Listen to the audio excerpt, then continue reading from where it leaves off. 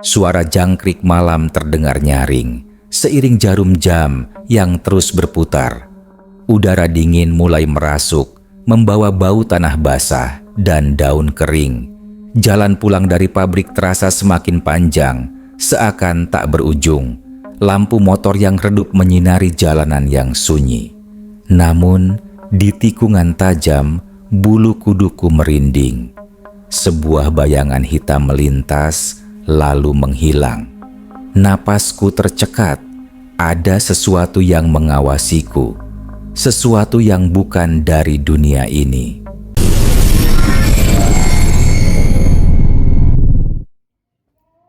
Malam itu, jam dinding di pos satpam menunjukkan pukul 23.30. Hawa dingin mulai menusuk tulang, membawa aroma tanah basah dan daun kering yang gugur. Aku, Reza, seorang teknisi pabrik di kawasan industri Sukamaju, menghela napas panjang. Shift malam akhirnya selesai. Motor bebekku, si Revo hitam yang setia, terparkir di ujung halaman. Biasanya, aku sudah bersemangat untuk segera pulang. Namun malam ini ada perasaan aneh yang merayap. Perasaan gelisah yang tak bisa kujelaskan. Jalan pulang dari pabrik ke rumahku di desa makmur biasanya memakan waktu sekitar 45 menit. Jalur utama yang ramai sudah kutinggalkan sejak lama. Aku lebih suka mengambil jalan pintas yang jarang dilalui. Sebuah jalan kecil beraspal yang membelah hutan jati. Dulu, jalan ini adalah pilihan terbaik karena lebih sepi dan menghemat waktu. Namun, semakin malam, jalan ini terasa semakin mencekam. Lampu jalan yang remang-remang sesekali berkedip, seolah-olah berniat mati kapan saja. Di kiri dan kanan jalan, pepohonan jati yang menjulang tinggi terlihat seperti siluet raksasa dengan tangan-tangan kurus yang siap mencengkeram.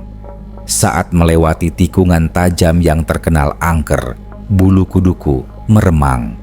Tikungan ini adalah tempat di mana banyak kecelakaan terjadi dan cerita-cerita seram seringkali mengiringinya.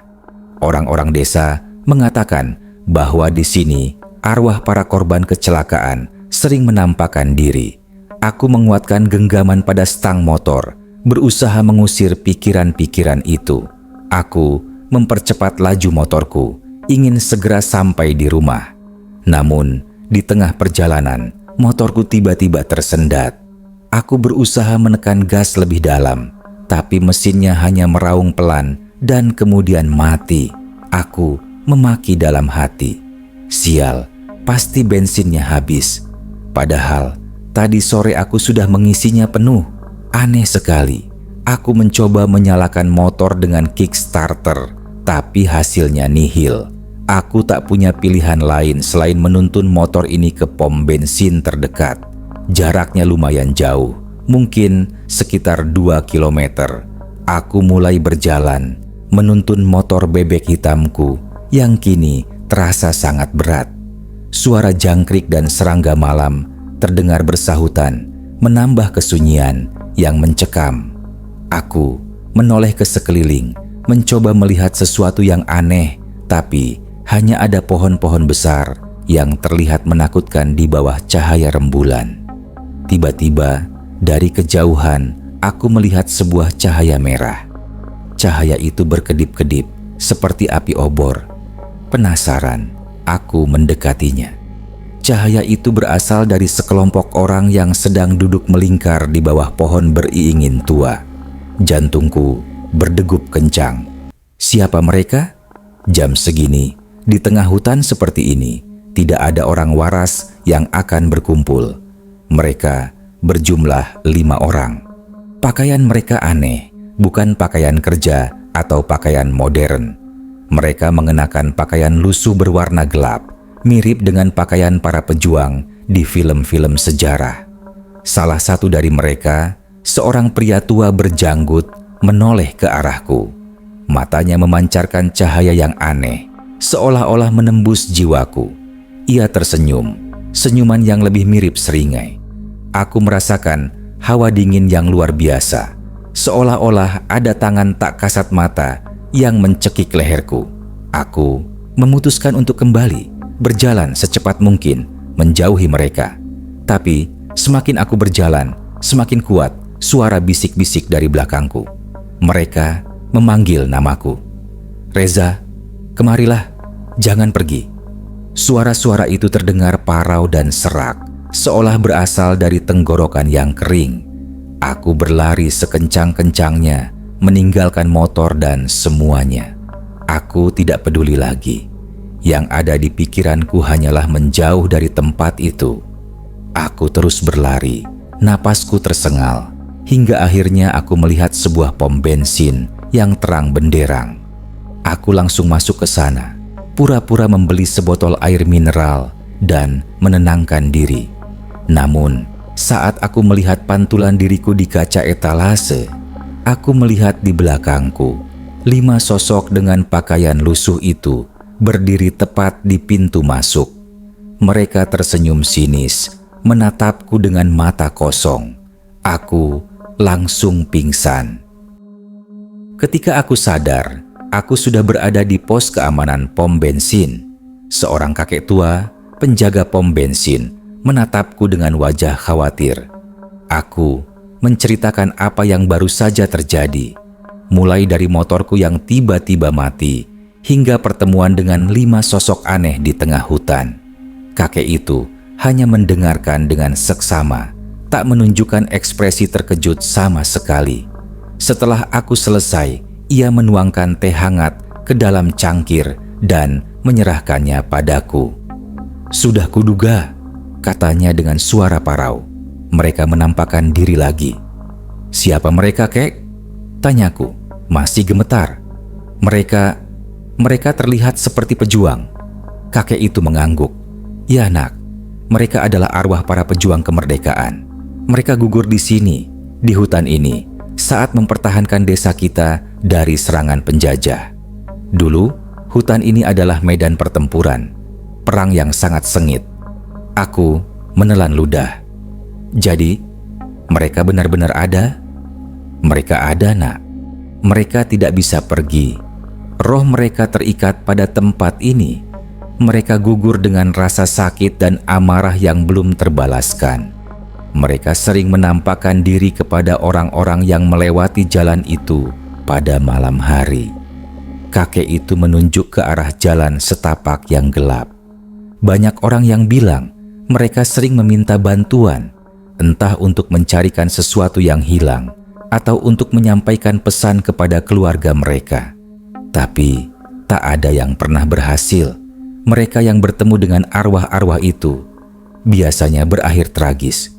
Aku terdiam. Jadi, perasaanku tidak salah. Mereka bukan sekadar ilusi. Mereka nyata. "Kenapa mereka memanggil nama saya, kek?" tanyaku. "Saya tidak pernah melakukan hal-hal yang berkaitan dengan mereka." Kakek itu menatapku dengan mata penuh makna. "Mereka melihat sesuatu dalam dirimu, nak. Mungkin mereka melihat kesucian hatimu, atau mungkin ada hubungan yang tidak kau sadari dengan mereka." "Hubungan?" Aku mengernyit. Saya tidak mengerti.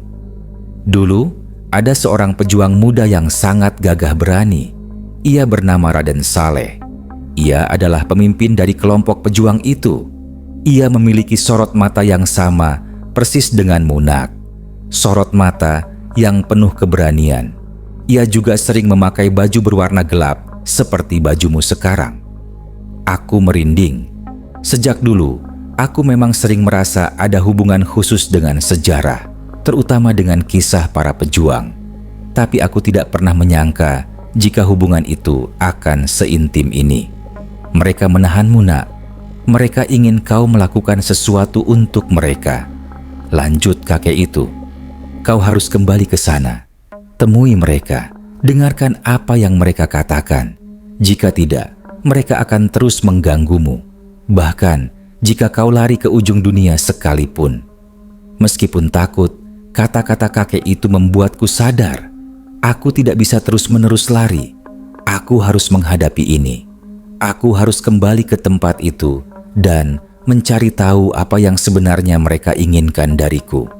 Aku bangkit, mengambil kunci motorku yang tergeletak di meja. "Aku akan kembali ke sana, Kek," kataku. "Tapi aku harus kembali ke rumah dulu. Aku harus mempersiapkan diri." "Jangan, Nak." Kakek itu menahan tanganku. "Kau harus pergi sekarang. Mereka sudah menunggumu. Jangan sampai terlambat.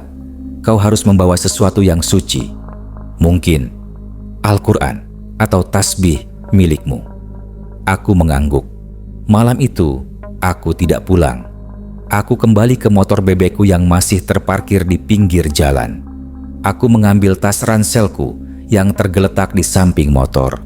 Dan di dalamnya, aku menemukan sebuah tasbih milik almarhumah ibuku. Aku menyimpannya di saku celana. Dengan jantung berdebar kencang, aku kembali ke jalan yang gelap itu.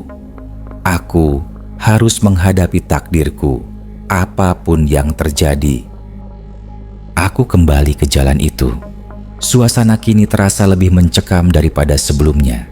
Kabut tipis mulai turun, menyelimuti pepohonan, dan membuat jarak pandang semakin terbatas. Langkahku terasa berat, seolah ada beban tak kasat mata yang menahan. Aku terus berjalan, menuntun motor bebekku, hingga akhirnya sampai di bawah pohon beringin tua. Di sana, 5 sosok itu masih duduk melingkar, dikelilingi oleh cahaya obor yang kini terasa lebih terang. Aku menguatkan diri, memegang erat tasbih milik ibuku. "Aku datang," ucapku dengan suara bergetar. Kelima sosok itu menoleh secara bersamaan. Wajah mereka terlihat samar, namun matanya memancarkan cahaya yang aneh.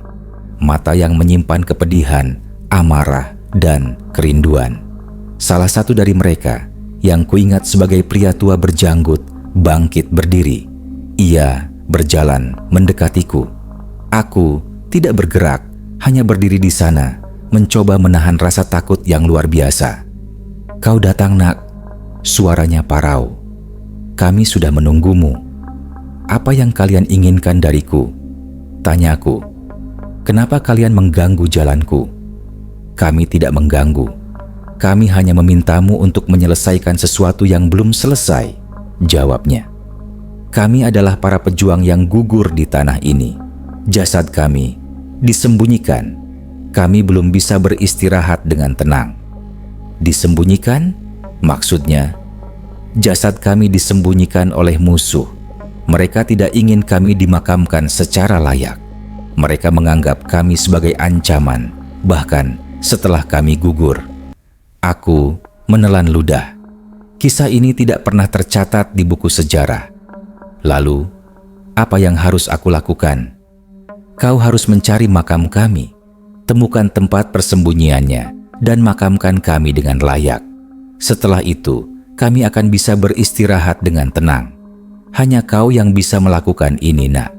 Kau memiliki jiwa yang bersih, jiwa yang bisa melihat dan merasakan hal-hal yang tak kasat mata."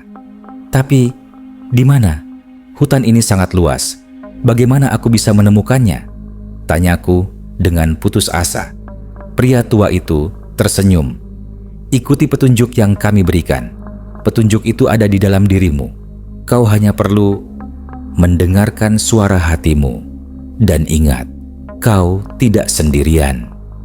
Setelah mengucapkan kalimat itu, mereka berlima menghilang. Cahaya obor itu juga menghilang, meninggalkan aku sendirian di tengah kegelapan hutan yang pekat.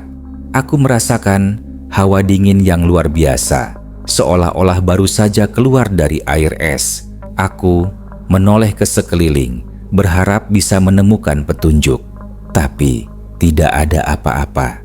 Hanya pohon-pohon besar yang menjulang dan kegelapan yang menakutkan.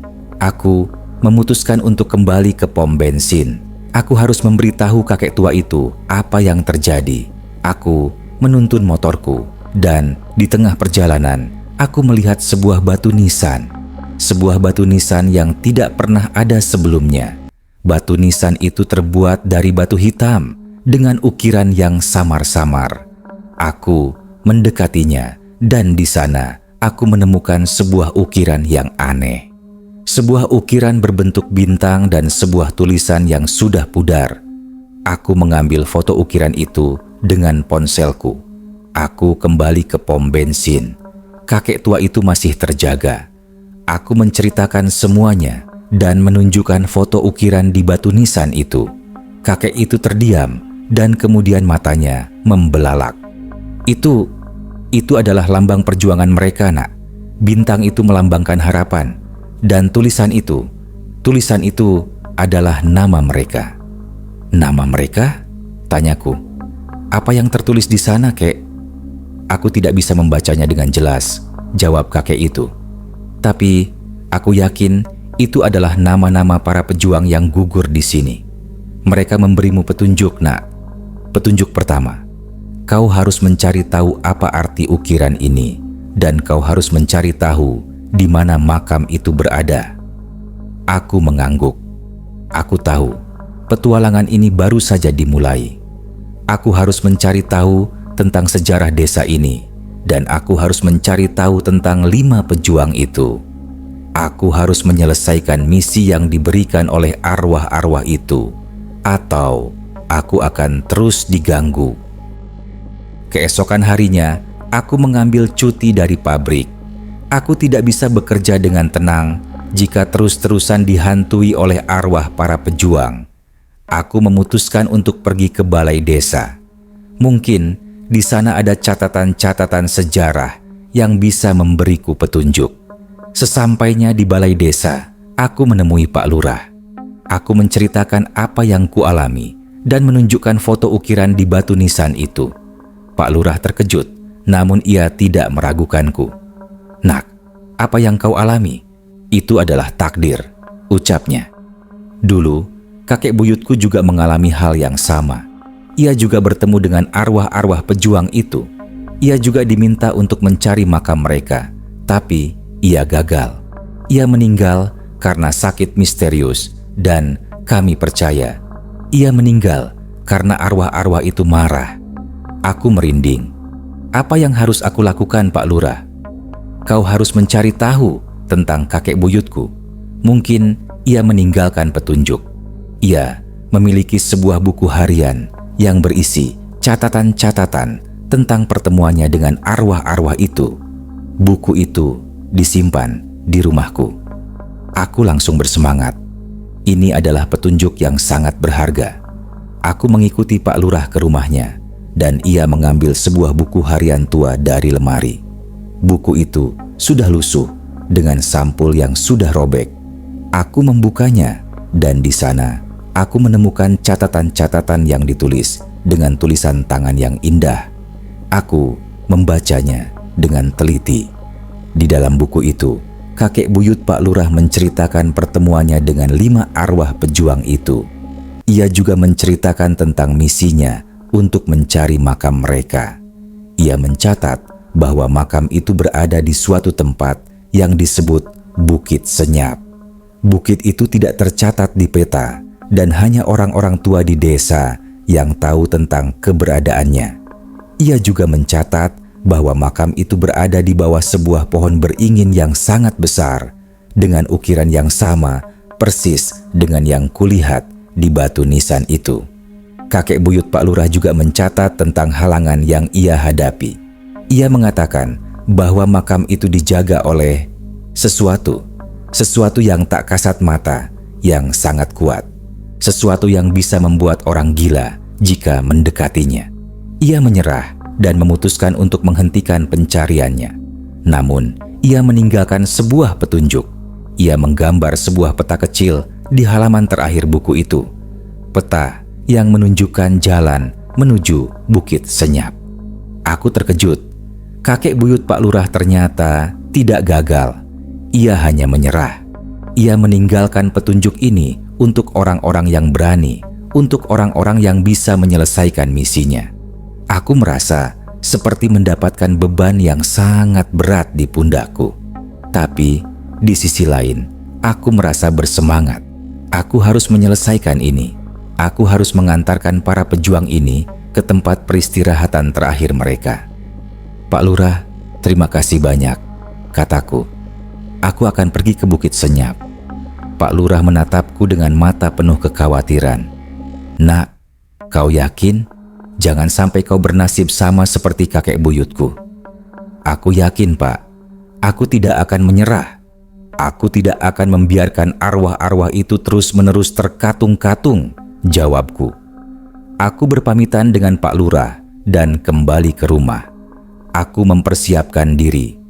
Aku membawa tasbih milik ibuku, sebuah senter, dan beberapa perbekalan. Aku juga mengambil sebilah golok yang sudah tua.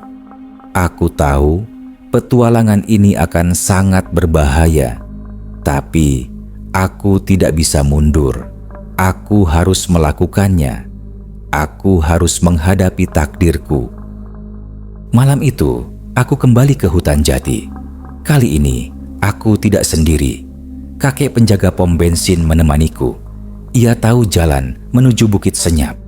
Kami berjalan dalam diam, hanya suara langkah kami yang memecah keheningan. Kakek itu berjalan di depanku, memimpin jalan. Aku tahu, ia tidak takut. Ia sudah terbiasa dengan hal-hal seperti ini. Perjalanan menuju Bukit Senyap terasa sangat lama. Kami harus melewati semak belukar yang lebat dan sungai kecil yang dangkal. Kami juga harus melewati pohon-pohon tumbang yang menghalangi jalan. Aku merasa seperti sedang menjelajahi hutan yang tidak pernah terjamah oleh manusia. Udara terasa semakin dingin dan kabut semakin tebal. Akhirnya, kami sampai di Bukit Senyap. Bukit itu terlihat sangat aneh. Tidak ada pepohonan yang tumbuh di sana, hanya tanah kering dan batu-batuan yang hitam. Di tengah-tengah bukit, berdiri sebuah pohon beringin yang sangat besar. Pohon itu terlihat sangat tua, dengan akar-akar yang menjalar kemana-mana. Aku mendekatinya, dan di sana aku menemukan ukiran yang sama persis dengan yang kulihat di batu nisan itu. Bintang dan tulisan yang sudah pudar. "Ini dia, Kek," kataku. "Makamnya pasti ada di sini." Kakek itu mengangguk. "Ya, Nak, kita harus menggali di sini." Kami mulai menggali. Tanah di bukit itu sangat keras dan kami harus bekerja keras untuk menggalinya.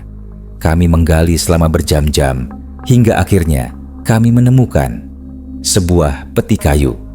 Peti itu sudah lapuk dengan lumut yang menempel di mana-mana. Kami membukanya dan di dalamnya kami menemukan 5 kerangka manusia. Kerangka itu sudah berubah menjadi tulang-tulang yang rapuh. Di dada masing-masing kerangka terdapat sebuah tanda, sebuah bintang, sama persis dengan ukiran yang kulihat. Mereka adalah para pejuang itu, kataku dengan suara bergetar. "Ya, Nak," jawab kakek itu. "Mereka adalah Raden Saleh dan keempat pengikutnya. Jasad mereka tidak pernah ditemukan sampai sekarang." Aku merasakan hawa dingin yang luar biasa. Bulu kuduku meremang. Aku menoleh ke sekeliling dan aku melihat 5 sosok itu berdiri di belakang kami. Mereka tersenyum, senyuman yang tulus, senyuman yang penuh rasa terima kasih. Mereka membungkuk, memberi hormat kepadaku, dan kemudian mereka menghilang. Aku menghela napas panjang. Beban yang selama ini kurasakan kini menghilang. Aku telah menyelesaikan misiku. Aku telah mengantarkan para pejuang ini ke tempat peristirahatan terakhir mereka. Kami membawa ke-5 kerangka itu kembali ke desa. Kami memakamkan mereka di pemakaman umum di tempat yang layak. Kami membuatkan nisan baru dengan nama-nama mereka terukir di sana. Raden Saleh, Mbah Suro, Ki Setyo, Wiryo, dan Pardi. Setelah pemakaman, kakek penjaga pom bensin menepuk pundakku. "Sekarang mereka bisa beristirahat dengan tenang, Nak. Kau telah melakukan sesuatu yang tidak bisa dilakukan oleh siapapun. Kau adalah pahlawan bagi mereka." Aku hanya tersenyum. Aku merasa lega dan merasa bangga. Aku telah melakukan sesuatu yang berarti. Aku telah membantu arwah-arwah yang terkatung-katung. Hidupku kembali normal. Aku kembali bekerja di pabrik. Tapi aku tidak pernah melupakan pengalaman itu. Pengalaman yang mengubah hidupku, yang membuatku percaya bahwa hal-hal mistis itu nyata. Setiap kali aku melewati jalan pintas itu, aku selalu berhenti sebentar dan berdoa untuk kelima arwah pejuang itu. Aku tidak pernah lagi melihat mereka, dan aku berharap mereka benar-benar sudah beristirahat dengan tenang. Namun, suatu malam, ketika aku sedang berjalan pulang, aku mendengar suara bisikan dari belakangku. "Reza, kemarilah, jangan pergi." Suara yang sama, suara yang sangat familiar. Aku merinding. Itu suara yang sama dengan yang kudengar saat pertama kali bertemu mereka. Aku menoleh ke belakang dan aku melihat bayangan 5 sosok itu. Tapi kali ini mereka tidak tersenyum. Mereka menatapku dengan mata kosong, mata yang penuh amarah.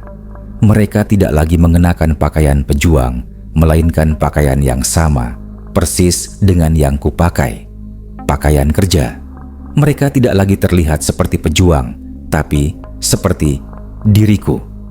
Aku sudah memakamkan kalian," kataku dengan suara bergetar. "Kenapa kalian masih menggangguku?" Salah satu dari mereka maju dan menunjuk ke arahku. "Kami tidak mengganggu, Nak. Kami hanya ingin kau tahu, kami tidak akan pernah beristirahat dengan tenang. Kami akan terus berjuang hingga negara ini benar-benar merdeka. Dan kau adalah bagian dari kami. Jiwamu terikat dengan kami." Aku tidak mengerti. "Apa maksud kalian?" "Tugasmu belum selesai, Nak," jawabnya. "Kau pikir kami hanya gugur di medan perang? Kami juga gugur di tempat lain, di pabrik tempat kau bekerja, di kantor-kantor pemerintahan, di jalanan. Kami gugur karena kami tidak bisa melawan musuh yang tak kasat mata. Korupsi, ketidakadilan, kemiskinan." Aku terdiam. Aku tidak pernah menyangka akan mendengar hal seperti ini. Aku pikir misi ini hanyalah tentang memakamkan jasad-jasad mereka. Tapi ternyata ini lebih dari itu. Ini tentang melanjutkan perjuangan mereka. "Kau harus melanjutkan perjuangan kami," lanjutnya. "Kau harus melawan ketidakadilan. Kau harus melawan korupsi. Kau harus menjadi pahlawan bagi desa ini. Jika tidak, kau akan bernasib sama seperti kami. Jiwamu akan terikat dengan tempat ini dan kau akan menjadi salah satu dari kami." Aku terkejut. Tiba-tiba, aku merasa sangat dingin. Tubuhku gemetar dan napasku tercekat. Aku merasakan ada sesuatu yang merasuk ke dalam diriku. Sebuah kekuatan yang besar, sebuah kekuatan yang bisa membuatku menjadi pahlawan. Atau hantu. Aku tidak tahu apa yang akan terjadi padaku. Aku tidak tahu apakah aku akan bisa melawan semua ini. Yang aku tahu, aku tidak sendirian. Aku adalah bagian dari mereka. Dan aku harus melanjutkan perjuangan mereka. Aku jatuh berlutut, tak sadarkan diri. Ketika aku sadar, aku sudah berada di pos keamanan pabrik. Seorang satpam menatapku dengan wajah khawatir. Aku menceritakan semuanya, tapi ia hanya tertawa. "Nak, kau pasti kelelahan. Jangan terlalu banyak bekerja." Aku tahu ia tidak akan percaya. Aku juga tidak akan percaya jika tidak mengalaminya sendiri. Aku mengangguk, tersenyum, dan berterima kasih kepadanya. Aku pulang, dan di perjalanan aku tidak melihat bayangan mereka lagi. Tapi aku tahu mereka ada di sana. Mereka ada di sekelilingku. Mereka mengawasiku. Aku tahu hidupku tidak akan pernah sama lagi. Mulai sekarang, aku tidak hanya bekerja untuk diriku sendiri, tapi juga untuk mereka. Aku akan melawan ketidakadilan. Aku akan melawan korupsi. Dan aku akan menjadi pahlawan bagi desa ini. Aku akan melanjutkan perjuangan mereka hingga negara ini benar-benar merdeka. Dan aku tahu, aku tidak akan pernah sendirian. Aku adalah bagian dari mereka.